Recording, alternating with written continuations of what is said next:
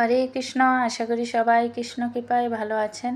তো অনেকেরা প্রশ্ন করেছেন যে মাতাজি আপনি কোথায় থাকেন এবং আপনার সাথে কে কে আছে এবং আপনার পরিচয় দিন।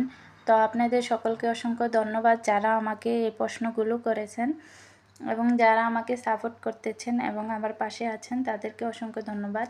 আর এটা হলো ভগবানের সেবার রুম। প্রথমে আমি ভগবানের সেবার রুম দেখাচ্ছি। আর আমরা যেখানে আছি সেটা হলো ওমান, আর এটা হলো খানার টেবিল। তো ওমান আছি, আমি আসছি 1.5 বছর হয়েছে। আমাদের প্রভু আমাকে নিয়ে আসছে। তো এখানে একটা অল কেবিন আছে আর এখানে অনেকগুলো গ্রন্থ আছে। তো দেখতেই পাচ্ছেন কি সুন্দরভাবে আমরা গ্রন্থ অধ্যয়ন করি এবং গ্রন্থ অধ্যয়ন করলে আমাদের অনেক ভালো হয়। তো আপনারাও গ্রন্থ অধ্যয়ন করবেন। এখন আমি যাচ্ছি রান্নার রুমে। তো এখানে ভগবানের জন্য রান্না করে আমরা ভোগ নিবেদন করি, এখান থেকে রান্না করে নিয়ে যাই।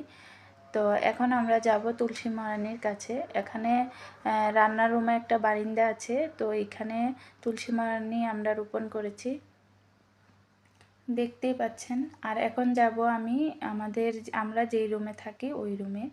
তো এখন আমি যাচ্ছি আমাদের রুমে। হরে কৃষ্ণ। তো এই রুমে আমরা থাকি। তো এখানে আছে আমার পিছনে একটা ওয়াল কেবিন আছে, একটা সেমি বক্স খাট আছে।